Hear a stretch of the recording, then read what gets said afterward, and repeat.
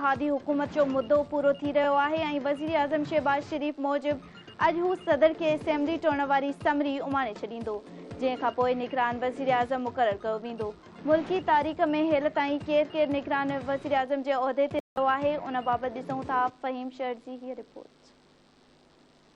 पाकिस्तान में निगरान वज़ीर आज़म जो तस्वर 1990 खां आयो, जॾहिं शहीद बेनज़ीर भुट्टो जी हुकूमत ख़त्म कई वई त नेशनल पीपल्स पार्टी जे गुलाम मुस्तफ़ा जतोई खे पहिरियों भेरो निगरान वज़ीर आज़म मुक़ररु कयो वियो। गुलाम मुस्तफ़ा जतोई 6 अगस्त 1990 खां 6 नवंबर 1990 ताईं निगरान वज़ीर आज़म तौरु ख़िदमतूं सर अंजाम ॾिनियूं। खेसि तॾोह के सदर गुलाम इसाक़ ख़ान निगरान वज़ीर आज़म तौरु चूंडियो हो। संदसि इक़्तिदार जो मुद्दो 3 महीना हो। ॿियो निगरान वज़ीर आज़म बलख शेर मज़ारी हो। नवाज़ शरीफ़ जी बरतरफ़ी बाद खेसि बि तॾोह के सदर गुलाम इसाक़ ख़ान निगरान वज़ीर आज़म मुक़ररु कयो। पीपल्स पार्टी सां तालुक़ रखंदड़ बलख शेर मज़ारी 18 अप्रैल 1993 खां 26 मई 1993 ताईं निगरान हुकूमत हलाई। 1 महीनो 8 ॾींहनि बाद सुप्रीम कोर्ट सदर जे फ़ैसिले खे कालादम करार ॾेई नवाज़ शरीफ़ जी हुकूमत बहाल कई हुई।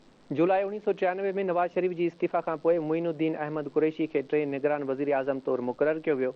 मुइनुद्दीन कुरैशी 18 जुलाई 1993 खां 19 अक्टूबर 1993 ताईं 3 महीना 1 ॾींहुं निगरान वज़ीर आज़म तौरु उहिदो संभालियो। संदसि कंहिं बि सियासी जमायत सां तालुक़ न हो। बाद में जॾहिं चूंडूं थियूं त शहीद बेनज़ीर भुट्टो वज़ीर आज़म बणी, पर नवंबर 1996 में शहीद राणीअ जी हुकूमत बरतरफ़ कई वई, जंहिं बाद मलक मेराज ख़ालिद खे 4थे निगरान वज़ीर आज़म तौरु मुक़ररु कयो वियो। मलक मेराज ख़ालिद 5 नवंबर 1996 खां 17 फरवरी 1997 ताईं निगरान वज़ीर आज़म तौरु ख़िदमतूं सर अंजाम ॾिनियूं। संदसि कंहिं बि सियासी जमायत सां तालुक़ न हो। संदसि हुकूमती मुद्दो 3 महीना 12 ॾींहं हो। 5 निगरान वज़ीर आज़म मोहम्मद मियां सूमरो हो, जेको 15 नवंबर 2007 खां 25 मार्च 2008 ताईं निगरान वज़ीर आज़म रहियो। संदसि तालुक़ काफ़ लीग सां ऐं इक़्तिदार जो मुद्दो 4 महीना 8 ॾींहं हो। 6 निगरान वज़ीर आज़म मीर हज़ार ख़ान खोसो हो। संदसि तालुक़ कंहिं बि सियासी जमायत सां न हो। हुन 24 मार्च 2013 खां 5 जून 2013 ताईं 2 महीना 11 ॾींहं निगरान वज़ीर आज़म तौरु कमु कयो। 7 निगरान वज़ीर आज़म नासिरुल मुल्क हो। नासिरुल मुल्क जो कंहिं बि सियासी जमायत सां तालुक़ न हो। हूअ 31 मई 2018 खां 18 अगस्त 2018 ताईं निगरान हुकूमत में हो। संदसि इक़्तिदार जो मुद्दो 2 महीना 18 ॾींहं हो।